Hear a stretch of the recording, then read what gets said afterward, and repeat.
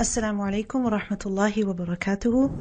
أعوذ بالله من الشيطان الرجيم. بسم الله الرحمن الرحيم. والصلاة والسلام على رسوله الكريم. رب اشرح لي صدري ويسر لي أمري واحلل عقدة من لساني يفقه قولي.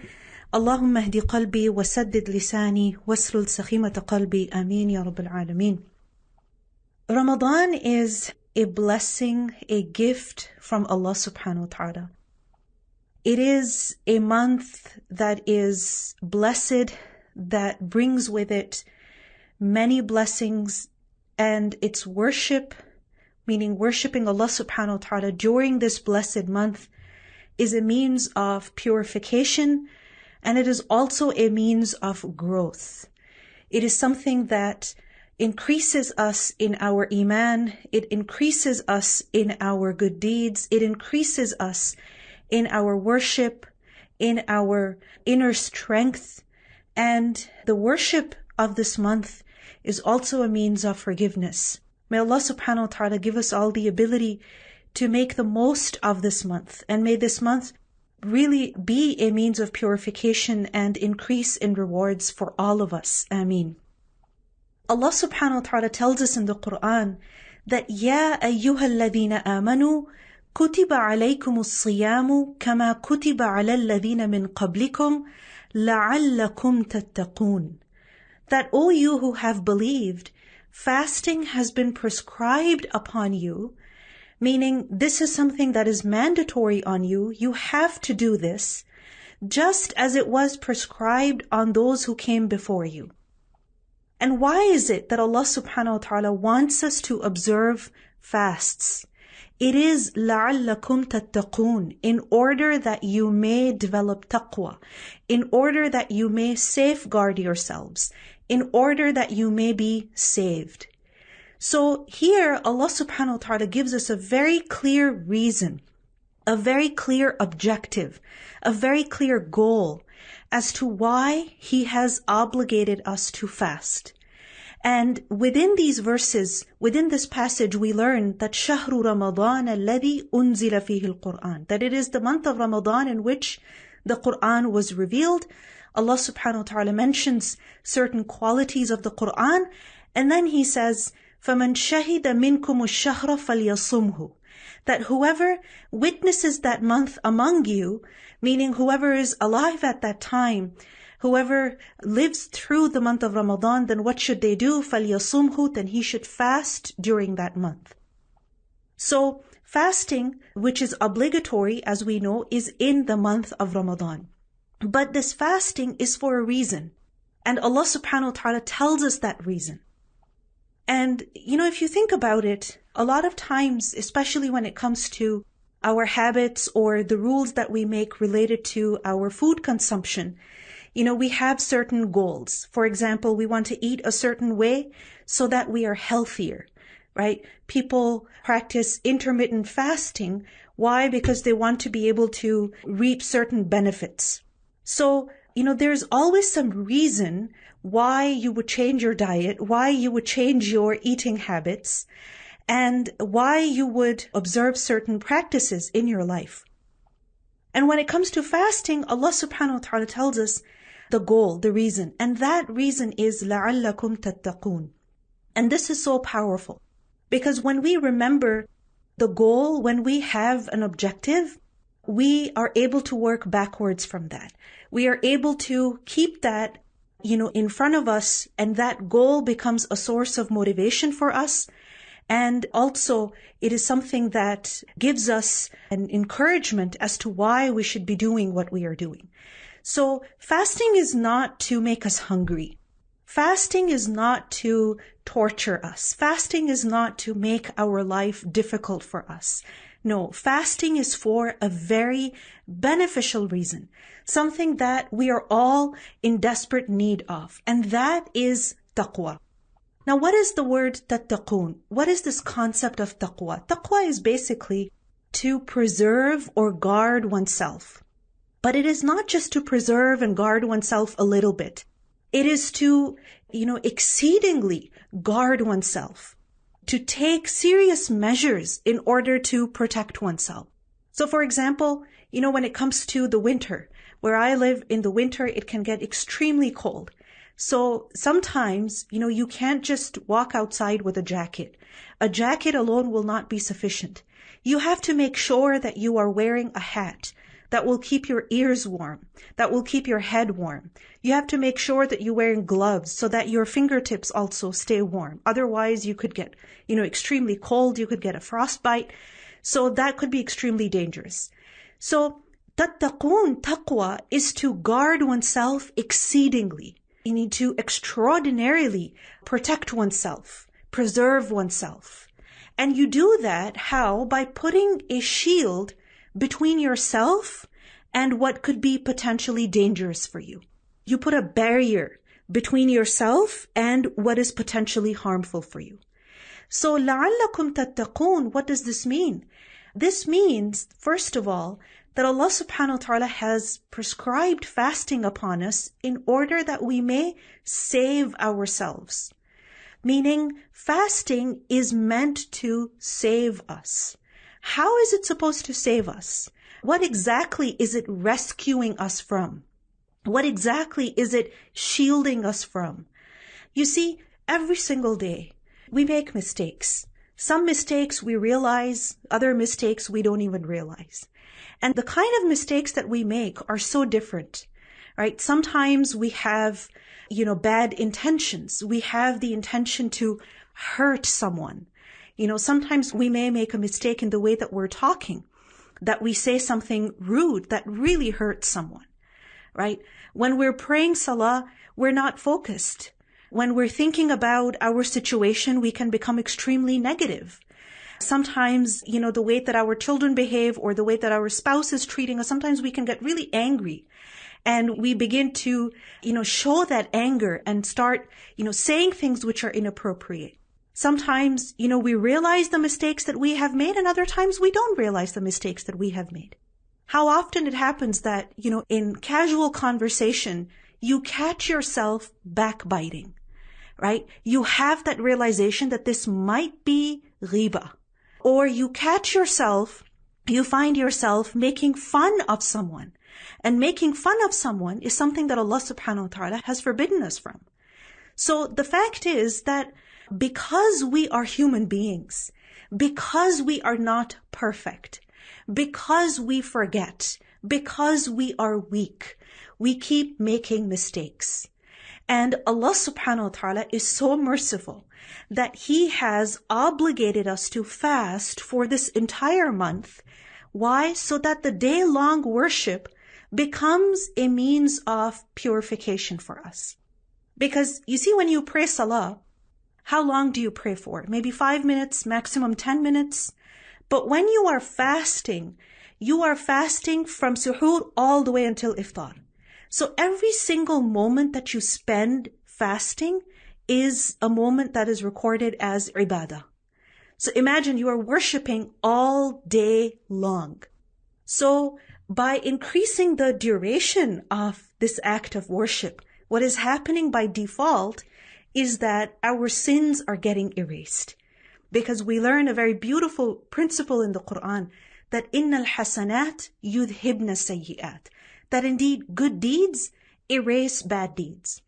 So by obligating us to fast, what's happening is that Allah subhanahu wa ta'ala is saving us, right? He is protecting us from what? From the punishment of our own sins by purifying us.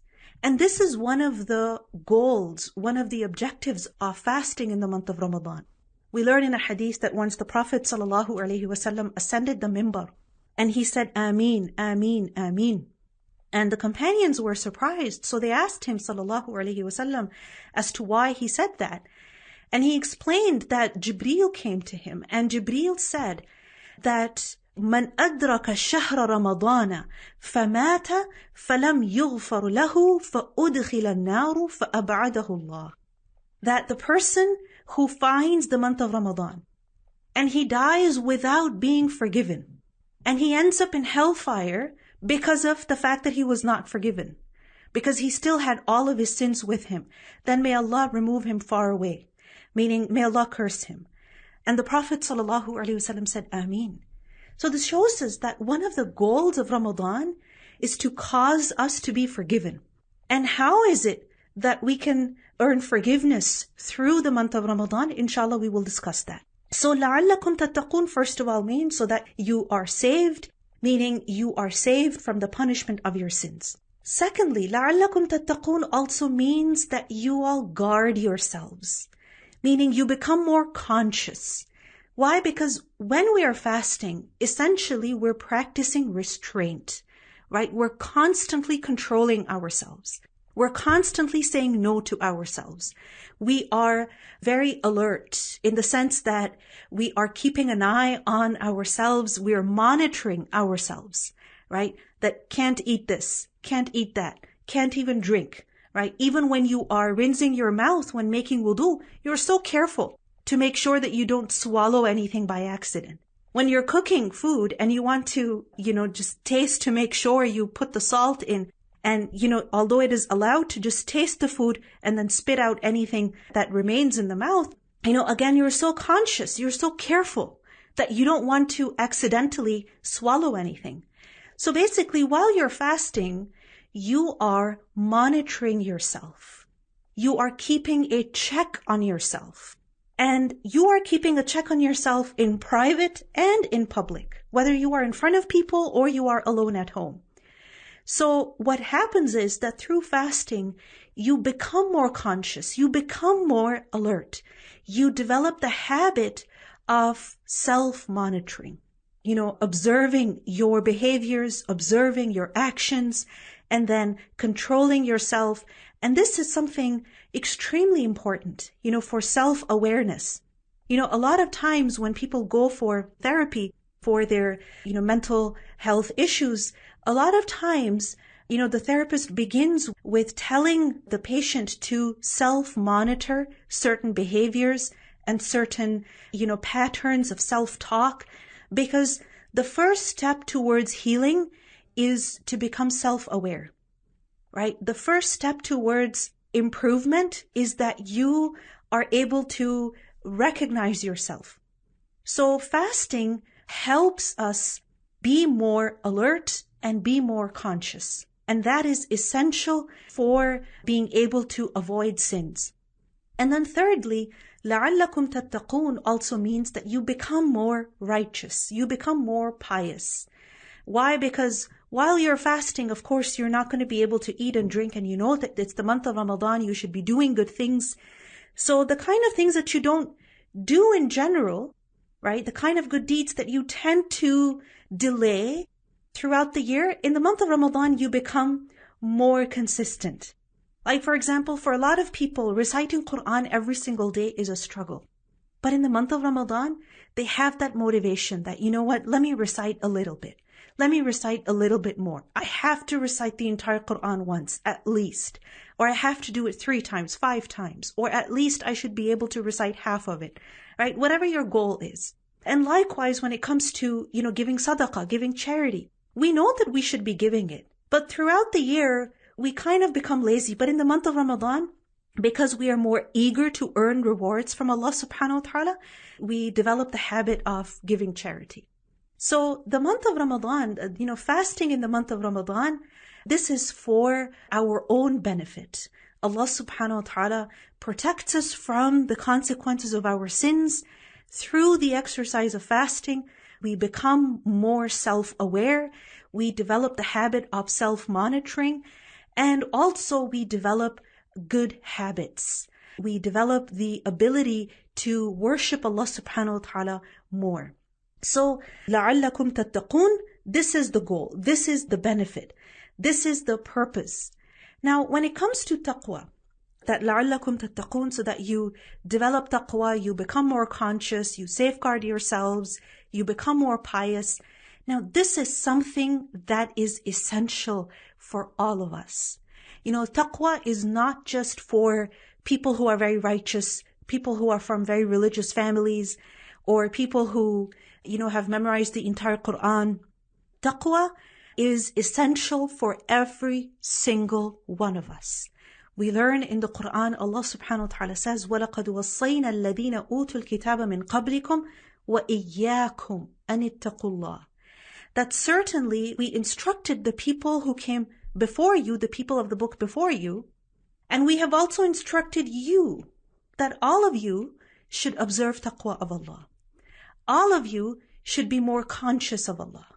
So taqwa is not just for certain people. Taqwa is relevant to all of us.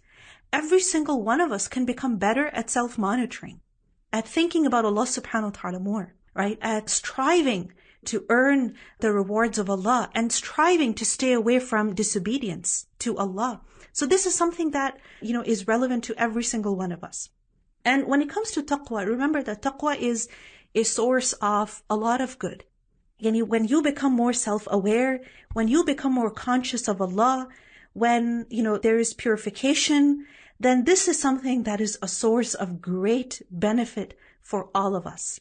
We learn in the Quran that وَمَن يَتَّقِ اللَّهَ يَجْعَلْ لَهُ مَخْرَجًا. Whoever has taqwa of Allah, then Allah subhanahu wa ta'ala makes a way out for him, meaning from his difficulty. وَيَرْزُقُ مِنْ حَيْثُ لَا يَحْتَسِبْ. And then Allah provides for that person from where that person does not even expect. And that person never imagined that they could get some benefit from a certain place, from a certain opportunity, but Allah subhanahu wa ta'ala sends sustenance to them from that place. So it is extremely beneficial for us. Now the question is that how can we make sure that we are actually developing taqwa in the month of Ramadan? That the worship we perform in the month of Ramadan truly is a source of purification for us, and it really helps us increase in our rewards, and it really helps us become more self-aware, more conscious, and conscious of Allah. What can we do? So I want to talk about 5 things right now. The 5 things that can help us, have a successful Ramadan, inshallah. And these 5 things are, first of all, sincerity. It is very, very important that we remind ourselves to be sincere every single day of Ramadan. Why? Because the Prophet ﷺ said that whoever fasts in the month of Ramadan, imanan wa ihtisaban, with faith and with expectation of reward, then all of his sins will be forgiven. And in another hadith, we learned that whoever prays in the nights of Ramadan, again, with faith and with expectation of reward, then all of his sins will be forgiven. So in both of these statements, we learn that a person can truly benefit from their fasting and their night worship when they do these things with faith and with expectation of reward. Now, what does this mean, with faith? Meaning with faith in Allah. You believe in Allah. You do this for Allah subhanahu wa ta'ala. And expectation of reward, that you expect reward from Allah, not from people. Not that people should pity you, or that people should, give you generous gifts, or that, they should treat you extra special. You're doing this for the sake of Allah Azza wa Jal. So it's incredibly important that we remind ourselves now that as we enter the month of Ramadan, let us do what we do with sincerity. And every single thing that we do in the month of Ramadan, whether it is that we are fasting, or it is that we are reciting Quran, or that we are sending gifts to our loved ones, we are giving donation, we are spending in charity, we are sending iftar, we are sponsoring iftar, we are being easy with our servants, that we give them, extra time off, or we relieve them of, extra work, and things like that. Let us expect reward from who? From Allah subhanahu wa ta'ala. We learn in Surah Al-Layl, Allah subhanahu wa ta'ala says, وَسَيُجَنَّبُهَا الْأَتْقَى, that the person who has most taqwa, the person who is very conscious of Allah, then such a person will be saved from the hellfire. And who is this person who is very conscious of Allah? الَّذِي يُؤْتِي مَالَهُ يَتَزَكَّى, the one who gives his wealth, meaning the one who gives in charity. Why? To purify himself. وَمَا لِأَحَدٍ عِنْدَهُ مِنْ نِعْمَةٍ تُجْزَى, not to return a favor or to give a favor so that he is repaid. No, he doesn't expect anything from people. Why is he giving charity? Why is she giving charity then? She is giving it إِلَّا بِتِغَاءَ وَجْهِ رَبِّهِ الْأَعْلَى, only to seek the face of his Lord, the Exalted, the Highest. وَلَسَوْفَ يَرْضَى, and surely he shall be pleased. Meaning when you do something exclusively for the sake of Allah subhanahu wa ta'ala, that is how you earn the pleasure of Allah. But when our intention is corrupt, and how do we know that our intention is corrupt? That we are expecting praise from people. We are expecting some kind of, reciprocation from people, some kind of acknowledgement from people. Or we want to make sure that they recognize our effort in one way or another by sending a thank you message, right? And things like that. Then this shows that the intention was a little problematic. So in the month of Ramadan, whatever we are doing, let us make sure that we're doing it for the sake of Allah subhanahu wa ta'ala. And to help yourself, remember this, you can write these two words for yourself, imanan wa ihtisaban.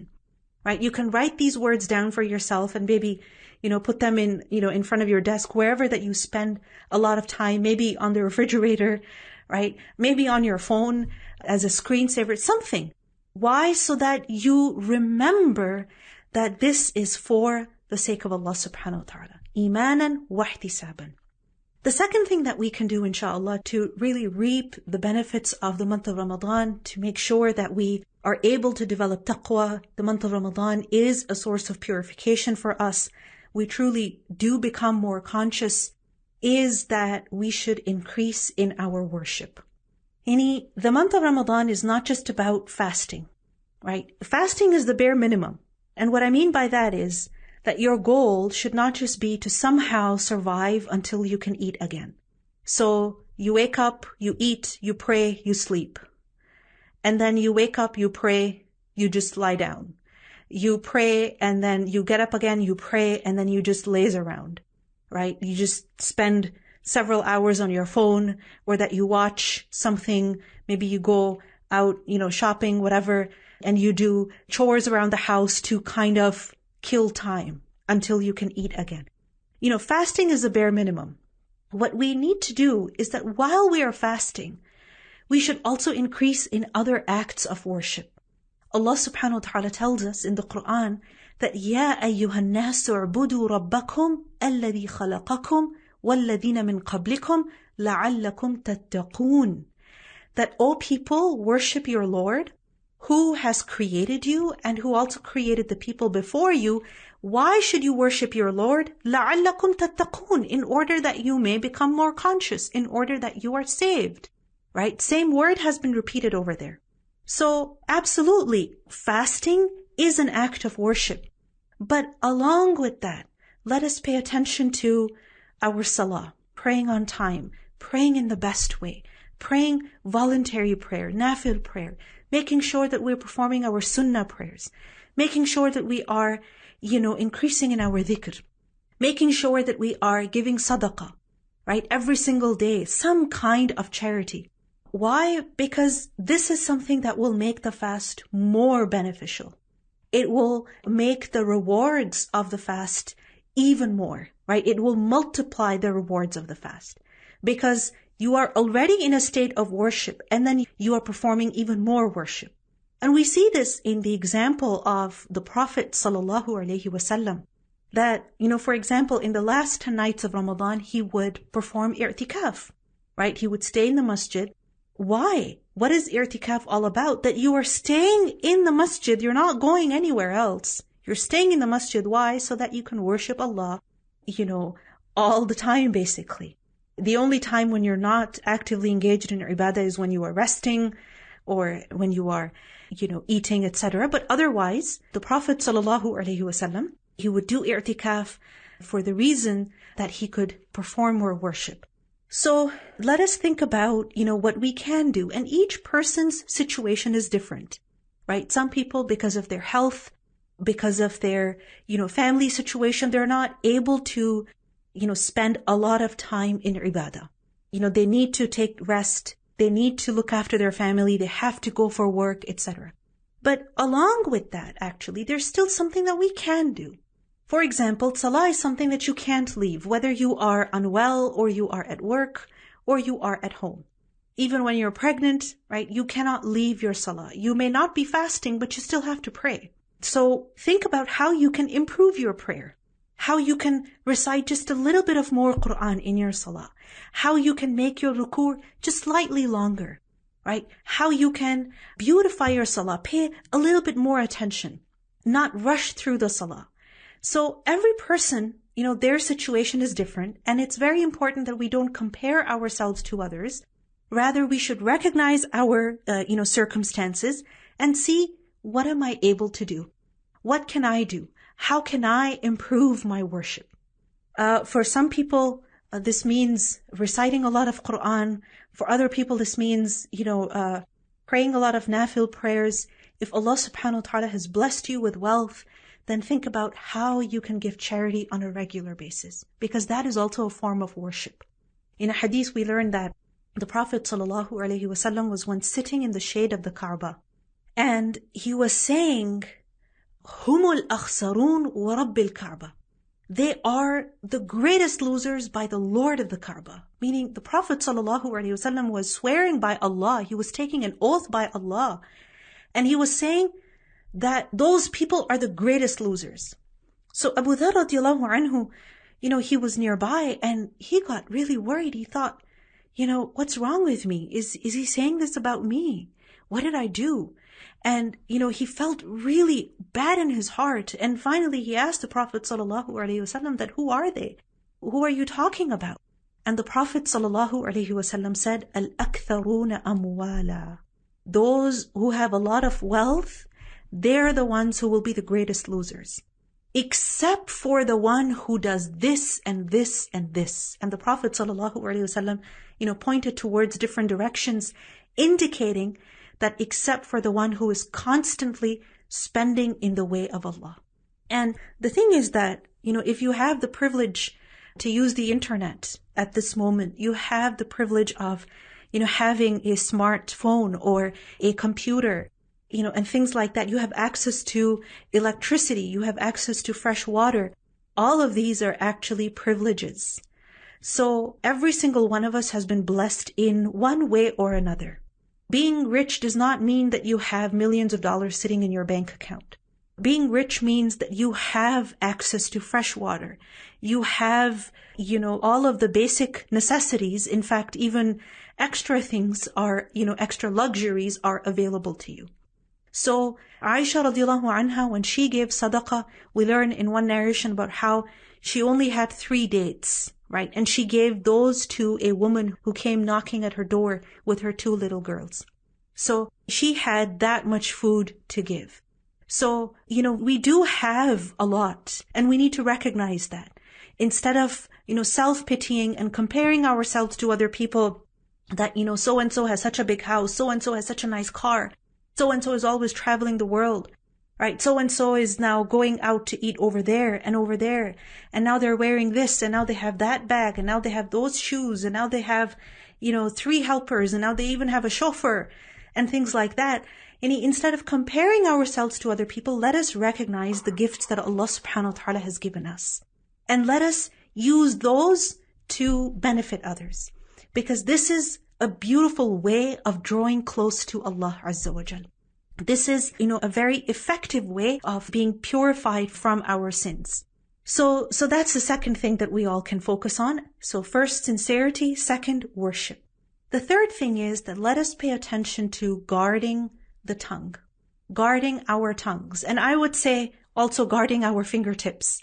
Why? Because these days, a lot of times, communication does not happen verbally. It happens over text messaging, or it happens over, comments and things like that. So let us pay attention to what we are saying, how we are talking, what we are expressing with our tongues and with our hands, verbally or in writing.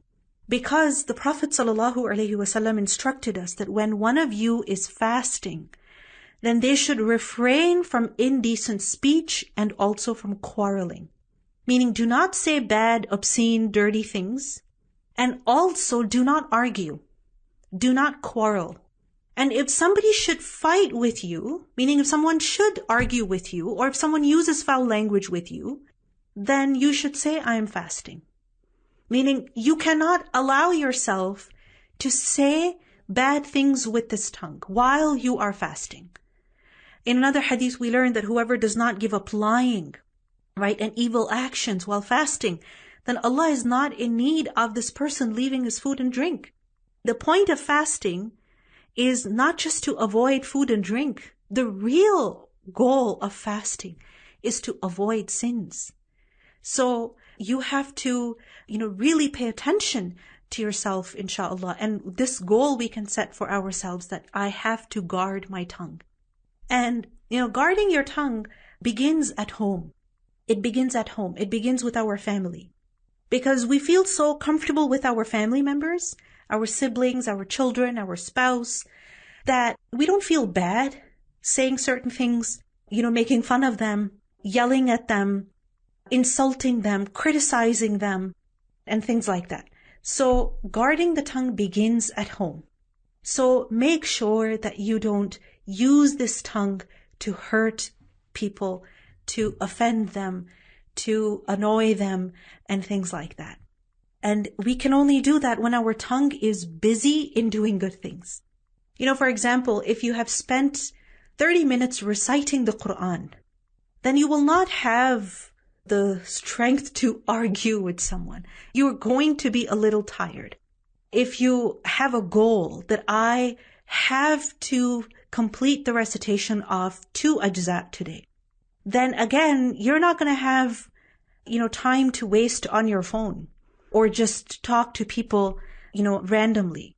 You have a goal that you want to complete, a certain dhikr before sunset, before iftar. So you're going to be busy with that, and you're not going to be able to criticize your family over every little thing. You're not going to be able to scold everyone. So the way that we guard our tongue when we're fasting is by keeping our tongue occupied with something more meaningful, with what is more beneficial. And that is the recitation of the Quran, the dhikr of Allah, etc. The fourth thing is that spend more time with the Book of Allah. Spend more time with the Quran. Why? Because the month of Ramadan is the month when Allah subhanahu wa ta'ala revealed the Quran. And this is what makes Ramadan special. This is what makes Ramadan different from the rest of the months. In fact, we learn in a hadith that all of the previous scriptures also, the previous books also, like the Zabur, the Injil, they were also revealed in the month of Ramadan. So we could have been instructed to fast any other time of the year, but Allah subhanahu wa ta'ala chose the month of Ramadan for a reason. So we're supposed to spend time with the Quran in the month of Ramadan. And when we look at the way of the Prophet sallallahu alaihi wasallam, we learn that in the nights of Ramadan, he would perform qiyam. And he encouraged us to perform qiyam. And in qiyam, essentially what we're doing is we're reciting the Quran, or we are listening to it. The Prophet ﷺ would review the Quran with Jibreel every single month of Ramadan. So spend more time with the Book of Allah. So spending more time with the Quran in the month of Ramadan means that, yes, we are reciting it, we are listening to it, we are also, reviewing it. If you have memorized a certain portion of the Quran, Ramadan is an excellent time to review what you have memorized. Likewise, you can also spend more time with the Quran by reflecting on its meaning, by listening to a lecture in which, for example, the verses of the Quran are being explained.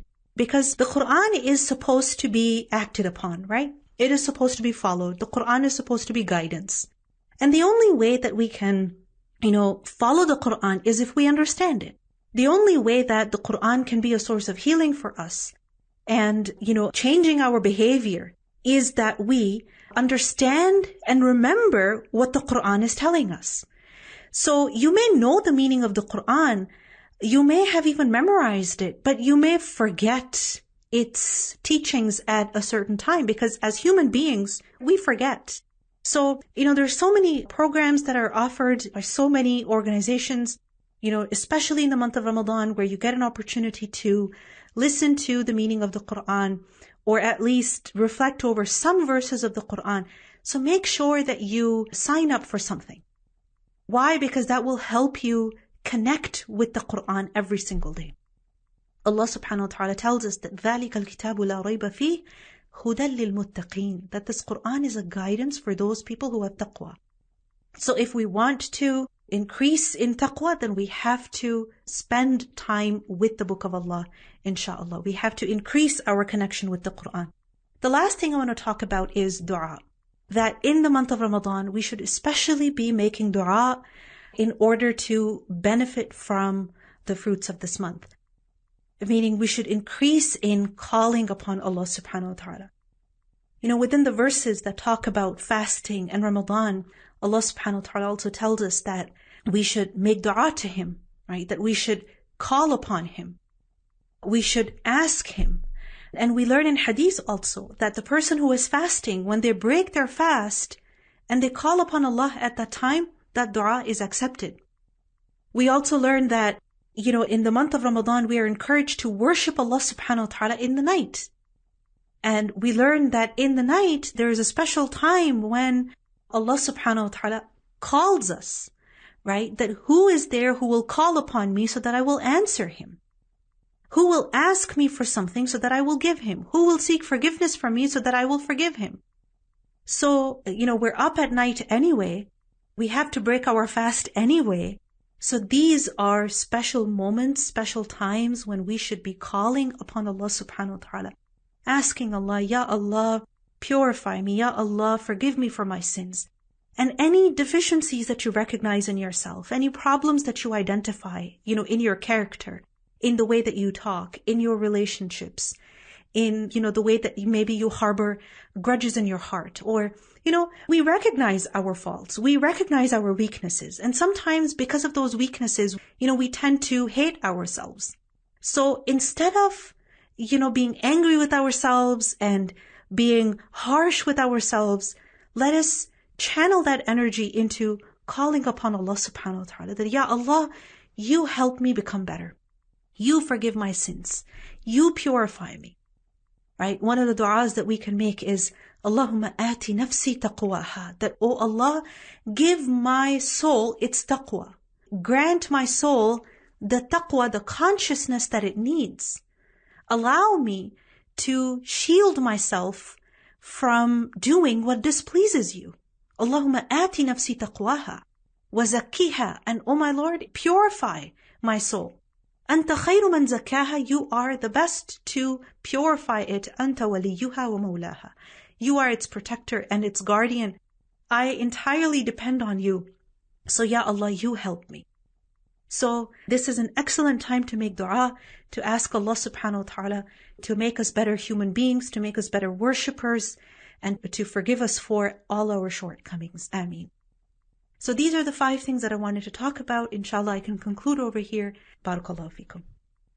Assalamu alaikum wa rahmatullahi wa barakatuh. Wa alaikum assalam wa rahmatullahi wa barakatuh. Tata, we have some questions regarding Ramadan. The first question is, what is the ruling if a person could not wake up for Sahri? Okay, so the thing is that the fasting of Ramadan is an obligation. It's not an option. So if you end up missing your suhoor, then you still have to fast, right? If there's a few minutes left, for example, you wake up 3-4 minutes before the fast begins, then you can eat something quickly, you can drink some water, etc. But if, let's say, you wake up 10 minutes after, Fajr began, then the time's up, right? You can't eat anymore. However, you still have to fast. And it may be hard, but hopefully, inshallah, that should encourage you to become more careful and to wake up on time so that you can eat. Now, the thing is that for some people, if they're fasting like that, I remember in the summer when we had to fast here in Canada, sometimes the fast would be like 18 hours.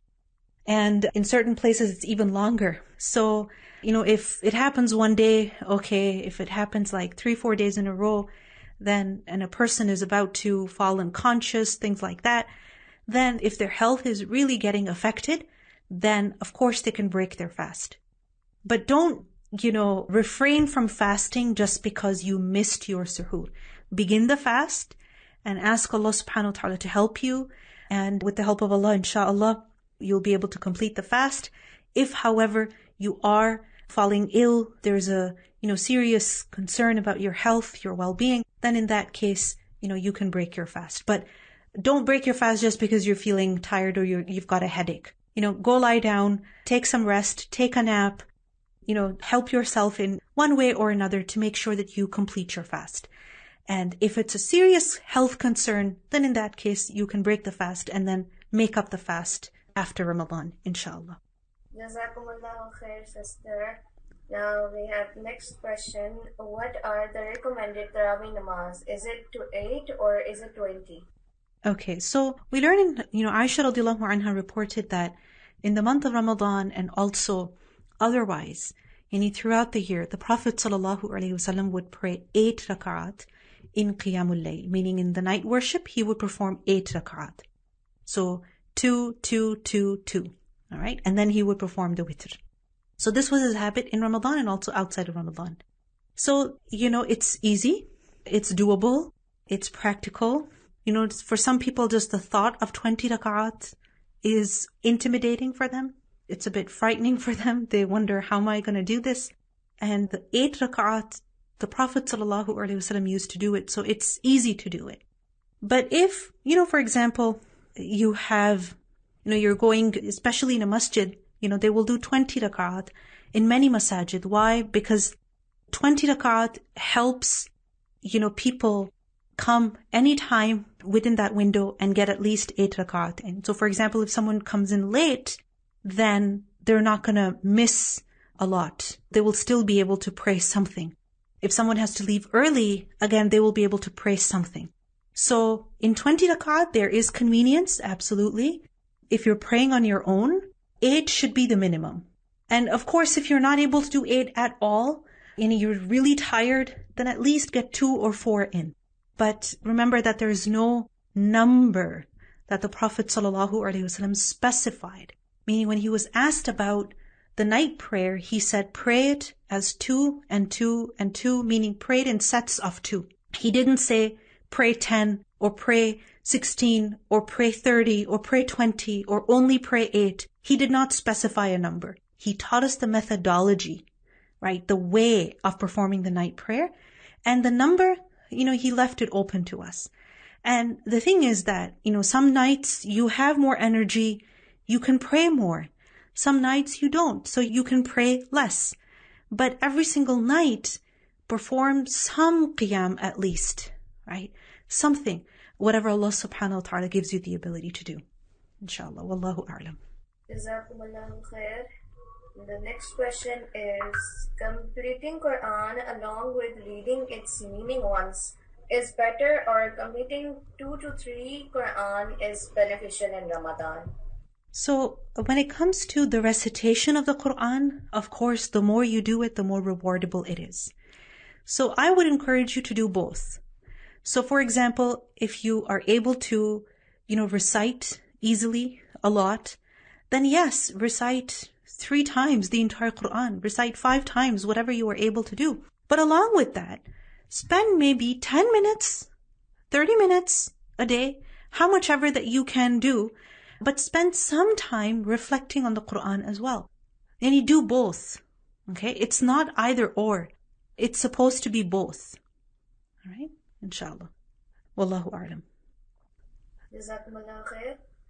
The next question is, do we have to feed the poor for missed fast due breastfeeding or pregnancy if we couldn't make up before next Ramadan?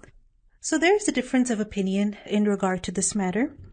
Basically, the thing is that people who are not able to fast because of a temporary condition. A temporary condition is what? Like, for example, pregnancy, right? It's not an illness.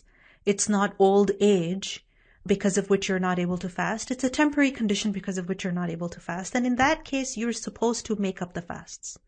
All right? You're supposed to make up the fasts. Now, there's a difference of opinion. Some say that, only if a woman is able to make up those fasts, yes. And others say that, no, a woman who is pregnant, who misses her fasts because of pregnancy, some Sahaba actually said that she does not have to make up the fasts. So there is a difference of opinion, and I want you to recognize that. As a woman, someone who has children, and after researching this issue, also after consulting several scholars about this, what I have come to understand is that you make up the fasts before the next Ramadan. And if you're not able to make up the fasts before the next Ramadan, then you try to make them up the following year. But sometimes for some women, what happens is that one year they're pregnant, right? And they're not able to fast because they have extreme morning sickness, weakness, etc. They're not able to fast. So one Ramadan, 30 days goes like that. Next Ramadan, what happens is that they're nursing. And because they're nursing, they're feeding their baby. Again, they're not able to fast. Maybe they're able to fast a few days, but then, they had their period for 7 to 10 days. And then the other 20 days, they were not able to fast every day because they're nursing, right? So they don't have that much energy. It's affecting their milk supply. It's affecting the health of the child. So now the next Ramadan again, they weren't able to fast. What happens the following Ramadan? They're pregnant again. And then what happens the following Ramadan? They're nursing again. What happens the following Ramadan? They're pregnant again. So by the time you realize that, okay, I really need to do something about this, you have almost 100 fasts to make up. Now, when you have 100 fasts or even more to make up, and then every Ramadan you are not able to fast, for 7 to 10 days because of your cycle, the rest of the year, what are you going to do? Are you going to make up those 7 to 10 fasts from the previous Ramadan, or are you going to be worrying about, making up those 100 missed fasts? So in this situation, it makes sense that the woman simply gives the fidya, right, for those 100 fasts or how many ever that she has. And, later on, whenever she has the capacity, she can make up as many fasts as possible. But she's not required to give fidya every single year. No. You only give the fidya once for all of those fasts, and you make up, the fasts that you missed because of your period. Those fasts you absolutely have to make up. All right? But the fasts that you missed because of pregnancy, because of nursing, if you're able to make up, go ahead. And if you realize that over the years they're just piling up, then give fidya, free yourself, and later in life, whenever Allah subhanahu wa ta'ala gives you the tawfiq, try to fast as much as you can. And I've seen this in many women that, in their younger years, while they're having children, then in that case, they just give the fidya, and later on in life, they're able to fast, mashallah, very regularly, and they, make up as much as they can. May Allah subhanahu wa ta'ala give us all tawfiq. Wallahu a'lam. Jazakumullahu khair. The next question is it allowed to brush during fasting? Does this breaks the fast? Okay, brushing teeth is something that we should do while fasting. The Prophet ﷺ would, use the siwak a lot while fasting. The issue is the toothpaste. Are you allowed to use the toothpaste? So remember that even when it comes to a siwak, it has a certain flavor. Depending on what type of siwak you're using, it has a flavor. So having some flavor in your mouth does not break your fast, which is why, like I mentioned earlier, you are allowed to taste the food, but having, having flavor in your mouth does not mean that you start to swallow it now. So what you should do is, just as when you're doing the siwak, you spit it out. Any pieces of the siwak that break down in your mouth, you spit it out. So just like that, if you're using toothpaste, then use very, very little, a tiny amount, like literally a dot. And then make sure that you don't swallow any of it. All right? And then spit it out, rinse it out to the best of your ability. And that is fine, inshallah. Wallahu a'lam. جزاكم الله خيرا كثيرا سبحانك اللهم وبحمدك أشهد أن لا إله إلا أنت أستغفرك وأتوب إليك والسلام عليكم ورحمة الله وبركاته.